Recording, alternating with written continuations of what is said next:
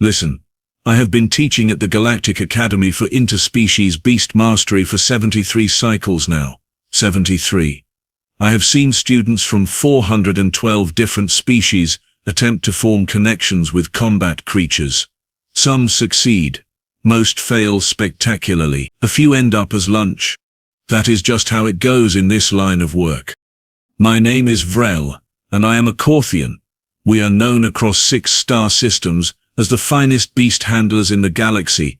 Our sensory tendrils can read emotional frequencies from a distance of 50 meters. Our skin changes color to communicate calm or dominance. We have been doing this for millennia. We wrote the manual on creature bonding. Literally. I wrote 3 chapters myself. So when the enrollment list showed a human had been accepted into the advanced bonding program, I laughed. Actually laughed. The sound echoed through my office like rocks tumbling down a mountain. Humans were the newcomers, the primitives who only just figured out faster than light travel about 40 years ago. They were decent enough engineers, sure, and their music was oddly compelling, but beast mastery? Please. The first day of the semester arrived with all the usual chaos. 63 students from 19 different species gathered in Arena 12, the largest training facility on campus. The creatures were already secured in their containment zones, each one carefully selected to match the skill level of the students. Razor-tailed scrix from the Outer Rim, shadow panthers from Valoria Prime, even 3 of the notoriously stubborn granite crawlers from the asteroid belt of Helix 9. She smiled at me when we made eye contact, showed her teeth. I had read that this was a friendly gesture for humans, though it looked disturbingly predatory to my eyes. I nodded in return and checked her off on my datapad. The other students were already sizing each other up. The Vaxorians clustered together, their metallic exoskeletons clicking softly as they communicated through scent markers. A pair of Nimbari floated near the ceiling, their crystalline forms refracting the arena lights into rainbow patterns. The sole Krellian student stood apart, all 7 feet of muscle and attitude. I activated my voice amplifier. "Welcome to Advanced Beast Mastery," I announced, letting my tendrils flare out to establish dominance. "I am Instructor Vrell. Some of you may have heard of me. Some of you may think you are ready for this level of training. You are wrong. By the end of this course, half of you will have dropped out. Another quarter will transfer to easier programs. The rest will have earned the right to call yourselves bonded handlers." Standard opening speech. I had given it 87 times. It worked. The students shifted nervously. Good. The creatures you will work with are not pets. They are not tools. They are living beings with their own instincts, fears and desires. Your job is to understand them, to communicate with them, to form a partnership built on mutual respect and trust. This takes time, patience, skill, and more importantly, it takes an understanding of your own limitations. I paused for effect, letting my skin shift to a deep authoritative purple. Today we begin with the basics. I will assign each of you a starter creature. You will spend the next 3 days simply observing it. No touching, no attempting to communicate, just observation. Learn its patterns, its habits, its moods. Only then will we move forward. The Vaxorians clicked their approval, the Nimbari chimed their agreement. The Krellian grunted. Morgan just kept watching me with those unsettling human eyes. I began calling out assignments, matching students with creatures based on their species compatibility profiles. The database had been refined over decades. It was 94% accurate in predicting successful bonds. Tark, you will work with Scrix 7. Lena and Grix, you will share responsibility for Shadow Panther 3. Morgoth, you get Granite Crawler 1.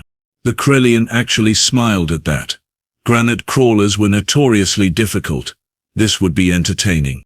I worked through the list, assigning creatures one by one, down to the last few students, down to the last few creatures, down to Morgan Wells, who still had not moved from her spot by the wall. I looked at my remaining options. 3 creatures left. A mist serpent with a mild temperament, a feathered drake that was small but temperamental, and then there was Rend. Oh, Rend. Rend was a Thornback Alpha from the death world of Kregus 4, 10 feet long, covered in razor-sharp plates, with jaws that could bite through reinforced steel. He had been brought to the academy 5 months ago, after being confiscated from illegal fighting rings. 3 professional handlers had tried to work with him. All 3 had ended up in medical bays. We kept him in the program because, well, someone would eventually bond with him. Probably. Maybe. Hopefully before he killed someone. The logical choice was to give Morgan the Mist Serpent. The safe choice. But here is the thing about teaching for 73 cycles. You get bored. You start looking for entertainment, and the look on Morgan's face, that calm, patient, utterly unbothered expression. It annoyed me. So, I assigned her Rend. Morgan Wells, I said, my voice carrying across the arena, you will work with Thornback Alpha, designation Rend, containment zone 17. The entire arena went silent. Every single student turned to stare at the human. The Vixorian's clicking stopped. The Nimbari actually descended a few feet in shock. Even the Krellian looked surprised. Morgan just nodded. Understood, instructor. No argument. No protest. No fear. Interesting. You have your assignments, I continued. Containment zones are clearly marked. Observation protocols are loaded on your data pads. You have 3 days. Dismissed. The students scattered, heading toward their assigned zones. I watched Morgan shoulder her pack and walk toward Zone 17 without hesitation. Her gait was steady, confident, completely inappropriate for someone about to meet a creature that had hospitalized 3 trained professionals. I followed at a distance, curious despite myself. The containment zones were arranged in a circular pattern around the main arena, each one equipped with reinforced walls, observation windows, and emergency suppression systems. Zone 17 was in the back corner, as far from the other zones as possible. For good reason. Morgan reached the observation window and pressed her hand against the control panel. The interior lights activated, revealing the zone's occupant. Rend was awake. Of course he was. The Thornback Alpha paced along the far wall, his massive body moving with predatory grace despite his bulk. His scales were the color of dried blood, each one edged with a ridge sharp enough to slice flesh. 3 rows of teeth lined his jaw. His eyes glowed a sullen orange in the artificial light. He was magnificent. He was terrifying. He was absolutely the wrong creature for a first-year human student. I felt a tiny pang of guilt. Very tiny. Mostly I felt curious. Morgan stood at the window for a long moment, just watching. Rend ignored her completely, continuing his patrol pattern. Back and forth. Back and forth. A caged predator, with nowhere to direct his aggression. Then Morgan did something I did not expect. She sat down. Just dropped right there on the floor, cross-legged, pack beside her, pulled out a water container and took a sip. Then went back to watching Rend with the same calm expression she had worn since arriving. No equipment. No scanning devices. No frantic note-taking like the other students were undoubtedly doing at their own zones. Just a human, sitting on the floor watching a killing machine pace. I should have walked away. Should have checked on the other students. Should have done literally anything else. Instead, I found myself watching the human watch the Thornback. 3 hours passed. Morgan did not move except to occasionally shift her weight or take another sip of water. Rend continued pacing. His pattern never varied. 43 steps along the wall. Turn. 43 steps back. Turn. Repeat. A creature with nothing but time and rage. As the afternoon light began to fade, the other students started trickling out of the arena heading to their dormitories for the night. Morgan finally stood, stretched and walked back to the containment zone controls. She dimmed the interior lights to evening level and adjusted the temperature down 2 degrees per the standard protocols. Then she left without a word. I stayed. Something about the whole interaction bothered me. No, not bothered. Intrigued. The human had shown no fear, no anxiety, no typical first-year student nervousness. She had simply observed. Exactly as instructed. Too easy, too calm, too controlled. I pulled up her file on my datapad. Morgan Wells, age 27, standard years. Earth origin, grew up in what was listed as rural Montana. Previous occupation, veterinary medicine with a specialization in large animal care and rehabilitation. Recommended for the program by, oh, that was notable, by Ambassador Kryn himself. Ambassador Kryn was a fellow Corthian, and he did not throw recommendations around lightly. I tapped out a quick message to him. You sent me a human for the advanced program. Explain. His response came back within minutes. Trust me, give her a chance. You will see something remarkable. Cryptic. Unhelpful. Typical Kryn.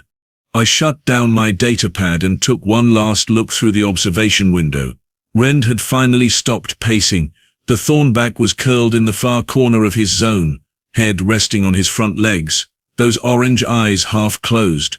Even killing machines needed to sleep.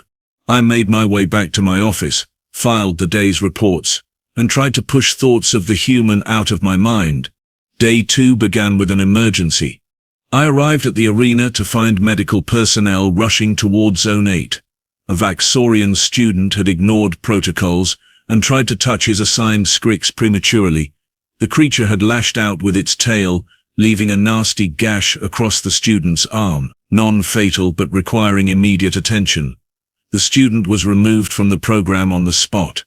Stupid. I made my rounds to the other zones, checked progress, offered guidance. Most students were following instructions. The Nimbari had already started drafting emotional frequency charts. The remaining Vaxorians were maintaining proper observation distances. Even the Krellian was behaving, though Morgath kept eyeing his granite crawler with obvious frustration.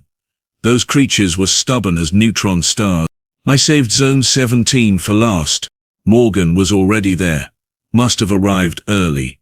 She sat in the same spot as yesterday, same cross-legged position, same calm expression, but today she had added something new, a sketchbook. She was drawing. I approached quietly. Her hand moved across the page in quick, confident strokes. Not bad. Actually quite good. She was capturing Rend's proportions accurately, the way his scales overlapped, the angle of his head. Artistic interpretation was not part of the observation assignment, I said, making my presence known. Morgan glanced up, unfazed by my sudden appearance. True, but drawing helps me see details I might otherwise miss. The way his shoulder plates shift when he moves. The slight asymmetry in his jaw, probably from an old injury. The scar tissue along his left flank. She pointed at the window. I looked. Sure enough, there was faint scarring visible beneath the scales, barely noticeable unless you knew what to look for. Fighting ring damage, I said. He was used for entertainment before being confiscated. I figured. Morgan went back to her sketch. Must have been terrifying for him. Forced to fight. Probably starved to make him more aggressive. Kept in spaces too small. No enrichment. Just violence and fear over and over. Her tone was matter of fact, but something in her eyes had hardened. Anger? Empathy? Both? You sound like you have experience with animal rehabilitation, I said. I do. Spent 6 years working with abused and neglected animals back home. Horses mostly, but also dogs, cattle, even a few wolves. The principles are the same regardless of species. Trauma leaves marks. Physical and psychological. The first step in bonding is acknowledging that trauma exists. She looked up at me again, those unsettling human eyes meeting mine directly. Why did you assign me to him, Instructor? Out of all the creatures available, why the most dangerous one? Ah, direct question. I appreciated that. I could have lied. Could have claimed it was based on some compatibility algorithm. Could have made up any number of reasonable excuses. Instead, I told her the truth, because I wanted to see what you would do. Morgan smiled again, that teeth showing expression, that still looked predatory. Fair enough. Can I ask you something? You may. Has anyone tried just sitting with him? No attempts at dominance, no equipment, no pressure, just presence. I thought about that. No. Standard protocol is to establish authority first, demonstrate that you are the dominant one in the relationship, And how has that worked out so far? Point to the human. Not well, I admitted. 3 handlers have tried. 3 have failed. Maybe dominance is the wrong approach, Morgan said quietly. She turned back to her sketch, adding shading to Rend's scales. Some creatures do not need to be dominated. They need to be understood. I left Morgan to her sketching and her theories. Understanding over dominance. Ridiculous. 73 cycles of experience told me otherwise. You establish yourself as the leader, the protector, the provider. The creature learns to trust your authority. Simple. Effective. Proven. And yet, I found myself returning to Zone 17 multiple times throughout the day. Professional curiosity, I told myself. Making sure the human was not doing anything dangerous. Standard instructor oversight. Who was I fooling? Each time I checked, Morgan was there. Sometimes sketching, sometimes just sitting. Once I caught her eating lunch while watching Rend devour his own meal, a massive slab of protein substitute. She chewed her food at the same pace he did, like she was trying to sync with his rhythm. Weird. By the 3rd day, other instructors had started asking questions. Vrell, why did you put the human with Rend? Professor Cass, a Nimbari who taught advanced theory, chimed the question during our morning meeting. That creature has a documented history of violence. She has not even entered the containment zone yet, pointed out Instructor Morok, a Vaxorian who specialized in aquatic creatures. The observation period ends today. According to protocols, first contact should happen within the next 6 hours. Right. First contact. The moment when student and creature actually interact for the first time.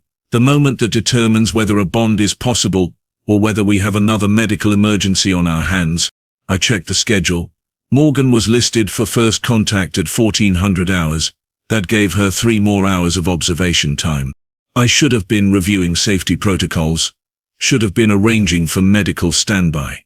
Should have been preparing the emergency suppression systems. Instead, I went to Zone 17. Morgan was not sitting this time. She stood at the control panel, studying the environmental settings. Rend was awake, doing his usual pacing routine. 43 steps. Turn. 43 steps. Turn. His pattern has not changed in 3 days, Morgan said without looking at me. Exact same route. Exact same number of steps. That level of repetitive behavior usually indicates severe stress or institutionalization. He has been in captivity for 8 months, I replied. Fighting rings for 6, here for 2. This is all he knows now. Sad. She adjusted something on the control panel. The temperature in the zone increased slightly. Rend paused mid-step, lifted his head, then continued pacing. But his posture had relaxed just a fraction, barely noticeable. Morgan noticed. He prefers it warmer, she said. Kragos 4 is a hot world, right? Desert climate, volcanic plains. Actually, average temperature is 42 degrees standard. We keep the zones at 28 for energy efficiency. That is 14 degrees below what he is comfortable with. For 3 days I have watched him favor his right side when he lies down. That old injury probably aches in the cold. She increased the temperature another 3 degrees. Rend stopped pacing entirely, turned his massive head toward the observation window. Those orange eyes focused directly on Morgan. For the first time since arriving, he saw her. Not as background, not as another irrelevant piece of his environment, as something that had just made his life better. Morgan did not move, did not react, just stood there, letting him look. First contact is in 2 hours, I said, checking my chronometer. Are you prepared? No. Her honesty surprised me. But I do not think preparation is what he needs. I think he needs someone to stop trying to control him and just listen. Listen? He does not communicate through any standard frequency. Thornbacks are not verbal creatures. Everything communicates, instructor. You just have to pay attention to the right signals. At 1400 hours exactly, the arena viewing gallery filled with other instructors and students. Word had spread. The human was doing first contact with Rend. This was either going to be educational or a disaster. Possibly both. I stood at the control station, hand hovering over the emergency suppression button, medical team on standby. 3 safety officers positioned around the zone perimeter, all standard precautions for a high-risk first contact. Morgan walked to the zone entrance carrying nothing but her water container, no protective gear, no weapons, no equipment, just herself. Last chance to reconsider, I said through the comm system. Nobody will think less of you for choosing a different creature. I appreciate that, Instructor, but I am good. She entered the access code I had given her. The reinforced door slid open with a hiss of equalizing pressure. Morgan stepped through. The door sealed behind her with a heavy clunk that echoed through the gallery. She was inside. Rend stopped pacing immediately. His head swiveled toward the door. Every muscle in his body tensed. His tail, thick as a support beam and lined with those wicked spikes, lifted slightly off the ground. Attack posture. The gallery went silent. I heard someone whisper a prayer in Voxorian. My tendrils twitched nervously. Morgan walked 3 steps into the zone and stopped. Did not approach further. Did not make any aggressive moves. Just stood there balanced and calm, arms loose at her sides. Rend watched her, calculating, deciding. Then he charged. 10 feet of armored killing machine exploded into motion, crossing half the zone in seconds, jaws opening to reveal those 3 rows of teeth, claws tearing grooves in the floor, moving with speed that should have been impossible for something so massive. I slammed my hand toward the suppression button. Morgan whistled. Not a scream, not a shout. A whistle. Sharp, clear, two-toned. The kind of sound that cut through everything else. Rend skidded to a halt, less than 6 feet from her. Confused, that sound was not fear, was not aggression, was not anything in his experience of humans or humanoids. Morgan whistled again. Same pattern, 2 tones, almost musical. Then she did something that made every instructor in the gallery gasp. She sat down, just dropped into a sitting position, cross-legged, arms resting on her knees, vulnerable, non-threatening. Rend lowered his head, bringing his face level with hers. This close, his jaws could snap her in half with one bite. His breath stirred her hair. I could see his nostrils flaring, taking in her. Morgan did not flinch, did not look away, did not show any fear whatsoever. She whistled a 3rd time. Softer, almost gentle. And then she did the most human thing possible. She started talking to him in a low, calm voice that the comm system barely picked up. Hey there, big guy. Yeah, I see you. You are pretty scary, huh? That is okay. You have earned the right to be scary. Life has not been kind to you. I get that. I did. Rend tilted his head. The movement was almost dog-like. Curious. I am not here to hurt you. Not here to make you fight. Not here to control you or dominate you or any of that nonsense. I just want to sit with you for a bit. That okay? Can I just sit here? She reached into her pocket. Every safety officer tensed. I was halfway through initiating emergency protocols when Morgan pulled out something small and tossed it gently toward Rend. It landed a few feet in front of him. He sniffed it, tentatively opened his jaws and picked it up. Chewed. Dried meat. She had brought him a snack. Of course she had. Rend swallowed, looked at Morgan with what I swear was confusion. People did not give him things. People took. People hurt.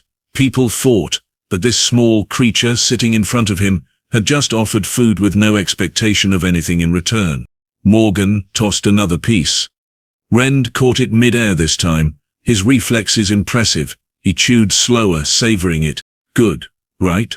I made those myself. Well, okay, I synthesized them in the Academy kitchen using your species' dietary requirements, but still, effort counts. She pulled out another piece, but did not throw it, held it in her open palm, extended her arm about halfway toward him, an offering, a choice. Rend stared at her hand for a long moment. I could practically see him thinking, calculating risk versus reward. His tail swished once, twice. A nervous gesture I had never seen from him before. Then he took 2 steps forward, lowered his head, and delicately plucked the dried meat from her palm with the very front of his teeth, careful not to touch her skin.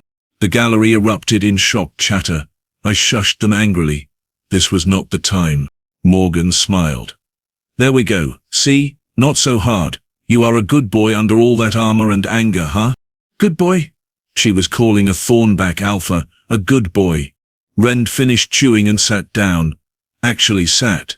His massive haunches settling onto the floor with a ground-shaking thud. He was still watching her, but the aggressive tension had melted away. Now he just looked curious, interested, maybe even hopeful.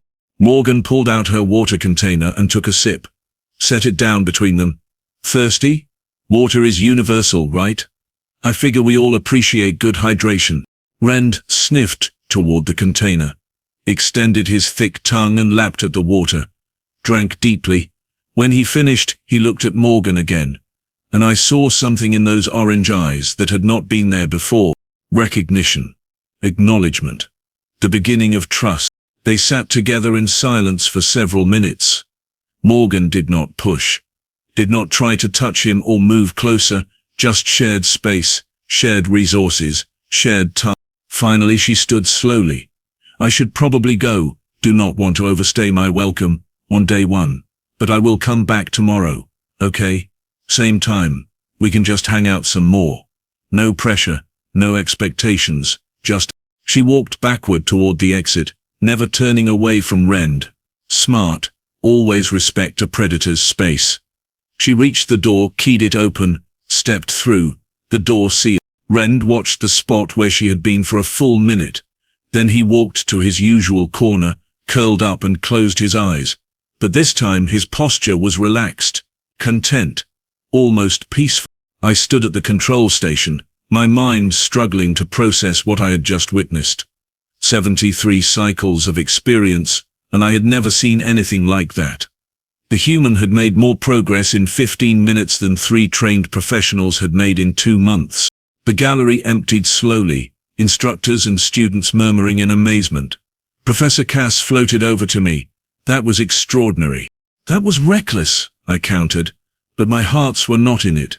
She could have been killed, but she was not. She understood something we missed. Connection before control. I did not respond, could not respond. My entire teaching methodology had just been questioned by a first-year human student and a traumatized Thornback. Over the next 3 weeks, Morgan visited Rend every day, sometimes twice. She never pushed, never demanded. Just showed up, brought treats, shared space.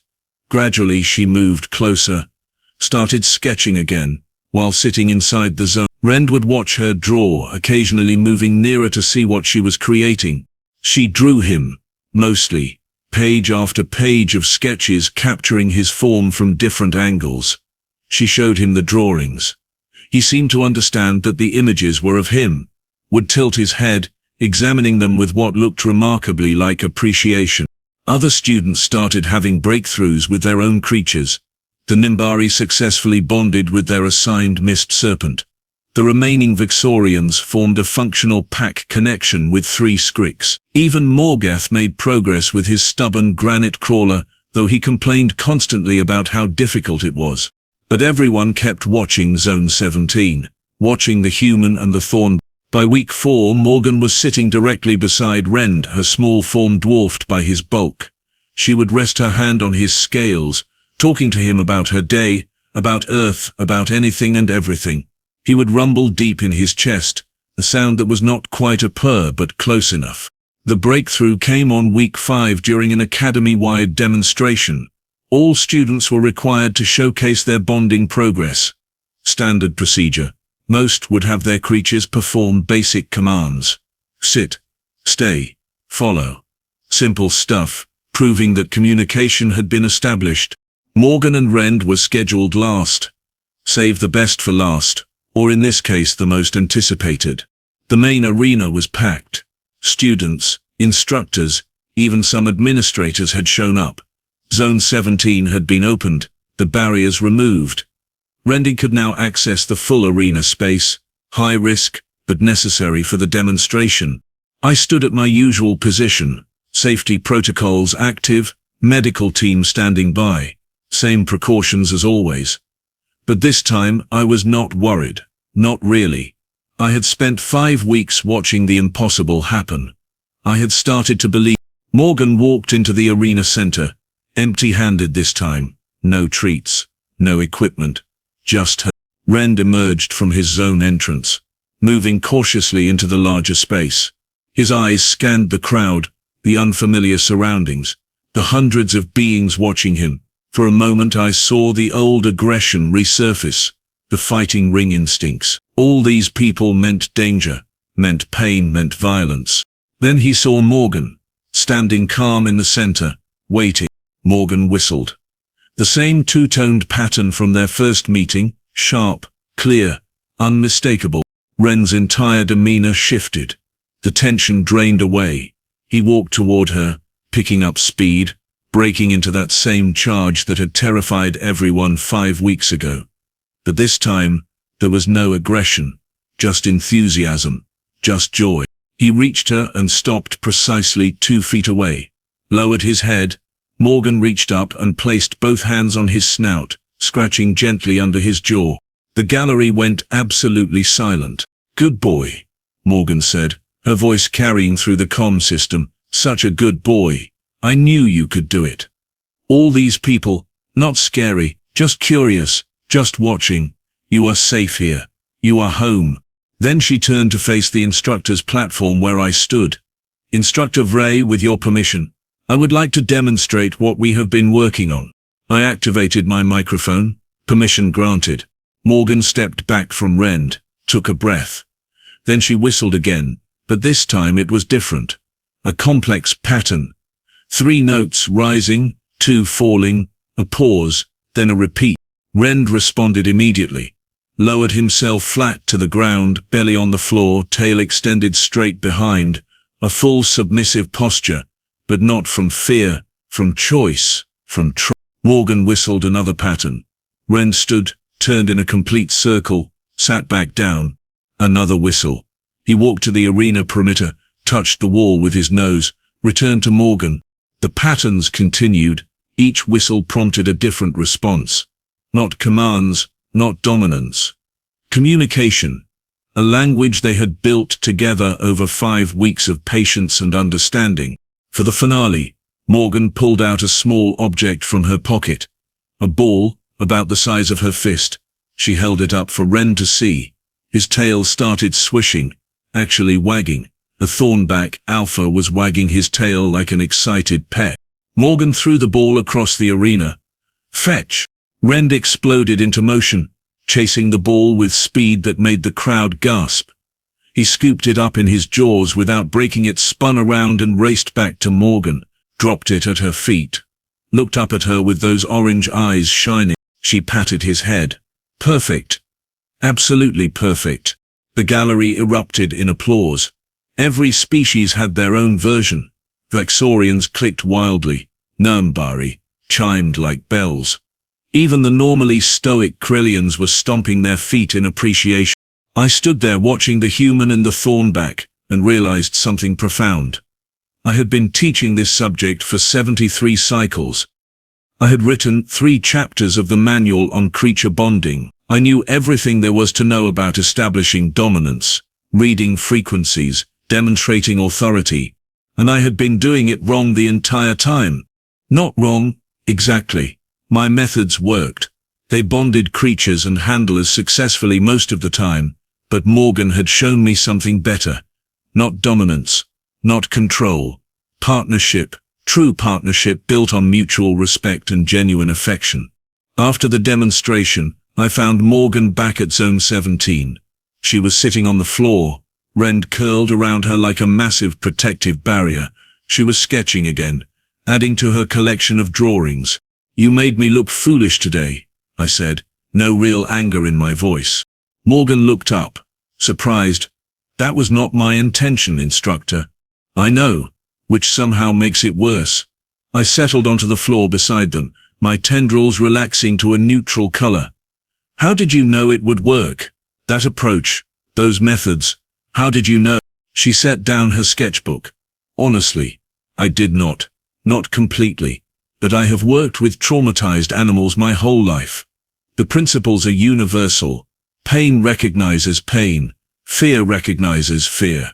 And kindness recognizes kindness regardless of species or origin or biology. Humans have an expression, right about teaching old dogs new tricks. Morgan laughed. We do.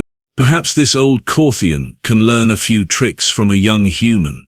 She smiled, no longer predatory to my eyes, just warm, genuine. I would be honored to share what I know, instructor, but honestly, you gave me the chance. You assigned me to Rend when logic said you should not have. Why did you really do that? I thought about lying, thought about claiming wisdom or foresight, but she deserved the truth. Because I was bored. Because you annoyed me with your calm confidence. Because I wanted to see you fail. Morgan nodded slowly. Fair enough. And now I am grateful I was petty enough to make that choice. You taught me more in 5 weeks than I learned in the previous 73 cycles. Rend rumbled, that almost purr vibrating through the floor. Morgan scratched behind one of his scale ridges, a spot she had discovered he particularly enjoyed. He is going to make an incredible partner for someone, she said quietly. Maybe a rescue worker, or a guardian for one of the outer colonies. He has so much potential once you get past the trauma. He is bonded to you now. The partnership is yours if you want it. Morgan looked at Rend, then at me. I have 2 more years of academy training. I cannot commit to a permanent bond yet, but maybe we can arrange something. Let him work with different students under supervision. Let him experience positive interactions with multiple beings. Help him generalize that not all people are threats. Always thinking of the creature first. Always considering his needs over her own desires. This human understood something fundamental that many experienced handlers never grasped. It was never about you, always about them. That can be arranged, I agreed, but you will maintain primary bond status. He trusts you. That cannot be transferred. Deal. We sat in comfortable silence for a while, human and Corthian and Thornback, 3 species that had no logical reason to be together. But logic, I was learning, had limits. Sometimes the heart, whatever form it took, knew things the mind could not understand. Morgan, I said eventually, next semester I am teaching master-level bonding techniques. The enrollment is usually restricted to 4th-year students. I am making an exception. You are enrolled. Her eyes widened. Instructor, I am only 1st year. I have not even completed basic-level coursework. You bonded a Thornback Alpha that 3 professionals could not handle, in 5 weeks, using methods none of us had considered. You are ready. She looked like she wanted to argue. Then she glanced at Rend, at the massive creature, who had become her friend, her partner. Okay, thank you. Thank Ambassador Kryn. He told me you would show me something remarkable. He was right. That evening, as I filed my end of demonstration reports, I received another message from Kryn.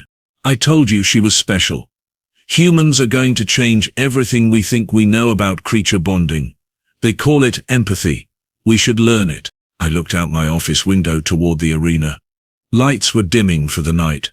Morgan was probably back in her dormitory. Rend was probably sleeping peacefully for the first time in 8 months. A human had walked into my arena 5 weeks ago. I had laughed at her, assigned her to the most dangerous creature I had, expected her to fail, to quit, to prove that humans were not ready for advanced bonding programs. Instead, she had taught me the most important lesson of my career. Power is not about dominance.